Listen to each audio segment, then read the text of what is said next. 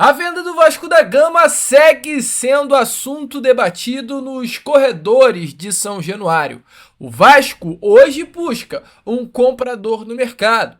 Tem comprador querendo comprar a SAF do Vasco. Mas a pergunta que fica é: quando o presidente Pedrinho vai resolver essa venda? Eu vou falar muito sobre isso aqui com você neste Fala Gigante, informações importantes sobre essa questão envolvendo a venda da Vasco da Gama SAF e além dessas muitas outras informações, muitas outras novidades, tem informação também com relação à situação de Jair, né? Uma situação bem chata que o Vasco da Gama hoje vive com o seu atual camisa 8 e muitas outras novidades. Você aí, meu amigo vascaíno, terá pela frente um Fala Gigante agitado, movimentado, cheio de muitas informações e novidades para todos vocês. Mas, rapidinho aqui, antes de começar o vídeo, antes de deixar todos vocês muito bem informados, né, sobre o nosso Cruz Maltino, como sempre faço aqui no canal, quero dar as boas-vindas a todos vocês que estão chegando aqui pela primeira vez. Para quem ainda não me conhece, vascaíno, muito prazer, eu sou o Lucas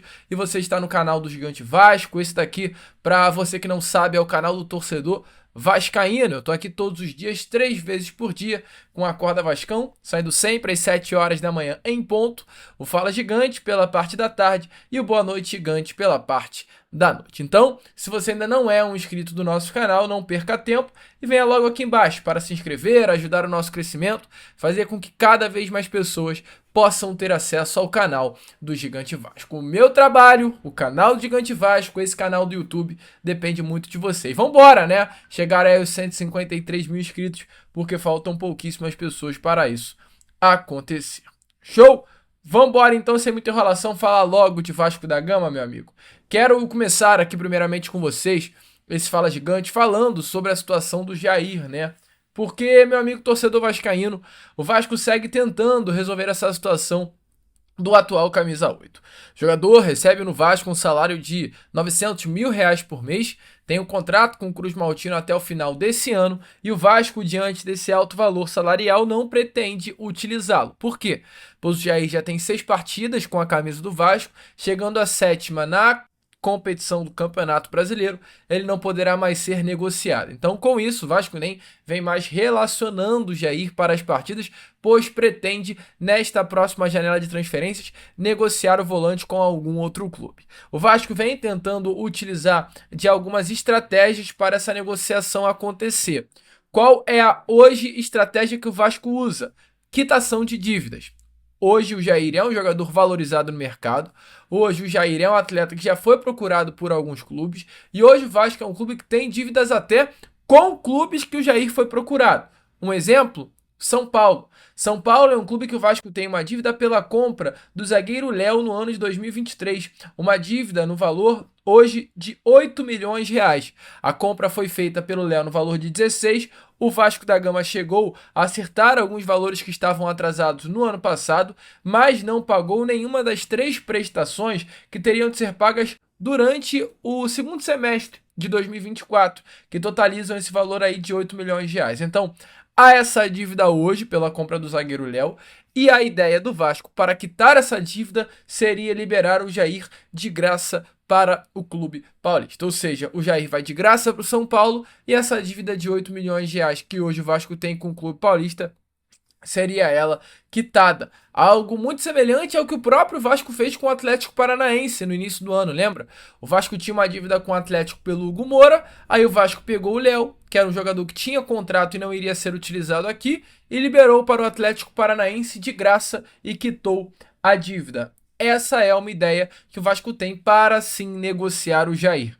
Infelizmente, cara. Infelizmente, porque o Jair é um jogador, eu acho que de muita qualidade, um jogador que pode ser mais importante do que hoje as peças que o Vasco tem no meio campo. Não me cai bem a ideia de que o Sforza e o próprio Matheus Carvalho são dos atletas à frente do Jair por conta dessa situação. eu tenho convicção que o Jair seria muito mais útil do que Sforza e do que o próprio Matheus Carvalho nesse sistema de meio campo do técnico Fernando Diniz, até pela forma como o Fernando Diniz gosta de praticar o esporte futebol, mas diante dessa dificuldade financeira do Vasco hoje e da situação do Jair, o Vasco da Gama deve sim, meu amigo torcedor vascaíno, procurar a negociação do atleta nessa próxima janela de transferências. Essa é a situação. Então, assim, bem tenso, cara. Bem tenso o que acontece hoje diante de tudo isso envolvendo o Vasco, e é importante lembrar que além do São Paulo, o Vasco também tem débito com alguns outros clubes. Um dos clubes, por exemplo, que o Vasco tem débito é o Atlético Mineiro, né? O clube que o Vasco compra o próprio Jair lá no ano de 2023. Esse débito que o Vasco tem com o clube de Minas Gerais se dá pela compra do Jair e também pela compra hoje do lateral direito Paulo Henrique, que são dois jogadores que passaram por lá. O certo é, dificilmente o Jair fica. Se não for para o São Paulo, vai para algum outro clube. E recentemente, o diretor esportivo do Ceará, ele foi perguntado sobre a situação do Jair ao podcast do Charla, o Charla Podcast.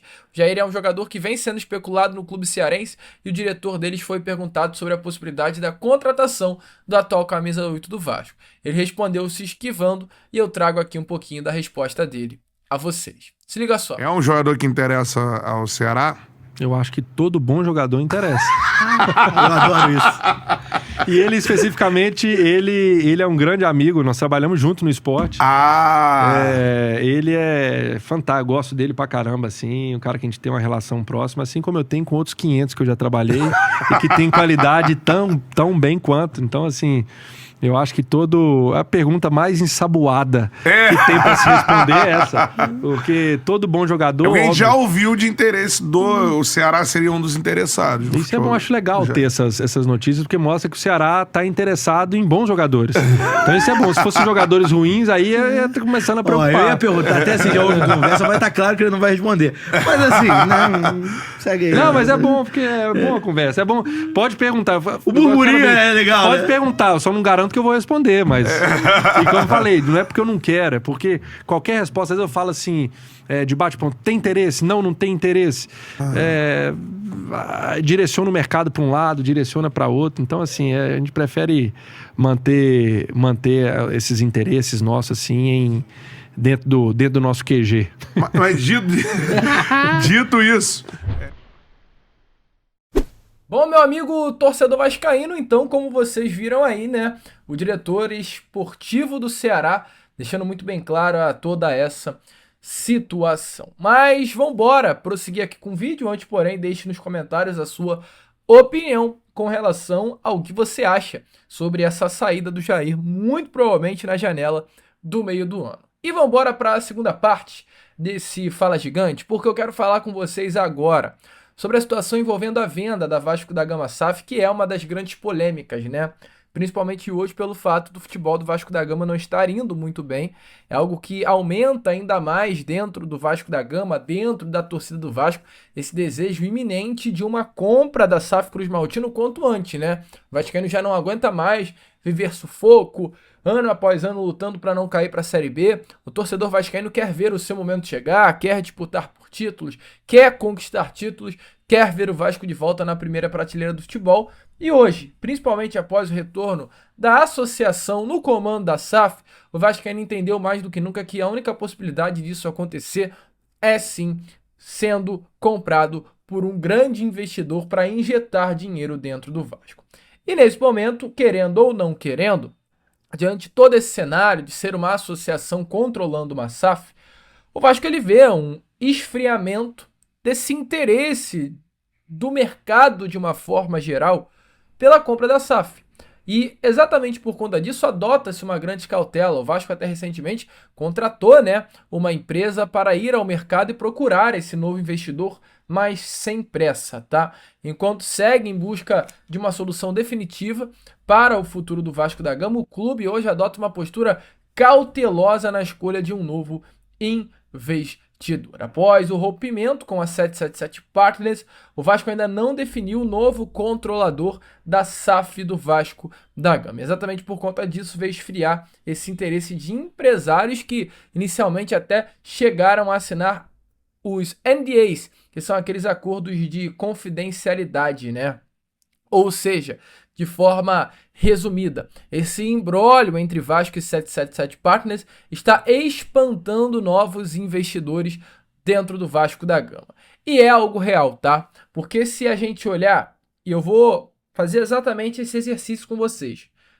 Genoa, clube italiano que era a dona que era um dos grandes clubes da gestão da 777 Partners, né? A Genoa, ela foi vendida para o romano Dan Sucu, empresário romano que comprou a Genoa no final do ano passado. Ou seja, a Genoa, que era da 777, já tem um novo dono.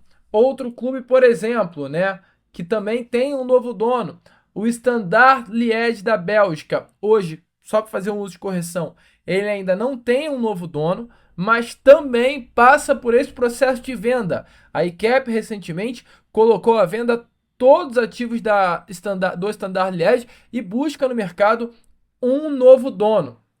Ou seja, a grande maioria dos clubes, né, que eram desse conglomerado da 777 Partners, nesse momento, meu amigo torcedor vascaíno, já tem um novo gestor. Porque a negociação foi feita diretamente entre a ICAP, que ficou com os ativos da 777 Partners, e esse novo comprador. Diferente hoje do que acontece com o Vasco. Porque a partir do momento que há um interesse na compra da Vasco da Gama SAF, passa a dúvida na cabeça do investidor: com quem eu converso? Eu converso com a 777, que comprou o Vasco em 2022. Eu converso com a associação, que pegou o Vasco no meio do ano passado. Se eu compro da associação, eu vou ter que me arranjar depois com a 777. Se eu compro com a 777, eu tenho que me arranjar depois com a associação. Então, assim, definitivamente, nesse momento, é uma grande loucura. E foi até por isso que, recentemente, o Vasco contratou a consultoria da G5 Partners para tentar, de certa forma, dar uma otimizada em toda essa situação. A diretoria do Vasco hoje, por sua vez, evita qualquer pressa de ir até o mercado e procurar um investidor, até por conta do que aconteceu com a própria 777 Partners. A ideia internamente é garantir que o próximo investidor esteja, acima de tudo, alinhado com os interesses do Vasco e tenha solidez para comandar um projeto a longo prazo. E tem um investidor aí que ficou recentemente muito afim de comprar a SAF Cruz Maltina, até para surpresa de muitos, que é o Max Lopes, meu amigo. Max Lopes, de acordo com informações até do Zé Colmeia, e antes que você fale: ah, Lucas, está trazendo o vídeo do Zé Colmeia. Cara, o Zé Colmeia pode ter os seus erros para muitos, os seus defeitos para muitos, mas é alguém muito próximo, cara. Do próprio Max Lopes foi construída uma amizade bem grande entre ambos, né? O Zé Colmeia, para você que não sabe também, é uma pessoa completamente influente dentro do futebol. O Zé Colmeia, para tu ter noção, inclusive, ele chegou a ser, em determinado momento da sua carreira, fisioterapeuta do Romário, fisioterapeuta particular do Romário, tem uma relação muito grande com o próprio Baixinho, foi alguém importante durante grande parte da sua vida dentro do Vasco da Gama também, de muita influência. Então, assim, o Zé Colmeia, por muitos ter esse jeitão irreverente, ele é levado muito na bobeira. Mas não, cara, é um cara sério, que tem as suas ideias, que tem as suas convicções, e tem também muitas coisas para falar daquilo que ele já ouviu e daquilo que ele sabe de Vasco. Cara que sabe muito de Vasco, entendeu? E o Zé, ele revelou isso, que o Max Lopes tinha por interesse a compra aí da Vasco da Gama SAF. Ele que faz parte hoje de um consórcio de investidores, né, que adquiriu recentemente o Birmingham City do futebol inglês, e além disso também comprou 40% do Paradiso, da terceira divisão do campeonato suíço. E a intenção do Max Lopes, junto com esse grupo de investidores, era adquirir a SAF do Vasco. A SAF do Vasco estava entre os alvos principais desse grupo de investidores no qual Max Lopes faz parte. Mas diante de todos os problemas, de todos os embrólios envolvendo o Vasco 777, a situação acabou dando um pouquinho para trás. Se liga aí só nas palavras do próprio Zé Colmeia com relação a tudo isso, que infelizmente impediu se não a compra, até o avanço nas tratativas entre Vasco e o argentino, que marcou, né, uma fase aqui no nosso Cruz Maltino. Se liga só. O Max Lopes hoje é presidente de um clube na Inglaterra. Sabe disso? E comprou agora um clube que aí é com o dinheiro dele, 40% de um clube na Suíça. Mas o da Inglaterra, ele tem os investidores ingleses e chineses junto com ele. Inclusive a reforma do River Plate, do estádio, que aumentou mais 15 mil lugares lá, no Monumental de Núñez, foi o Max que aportou aquele dinheiro, tá? Só pra tu entender.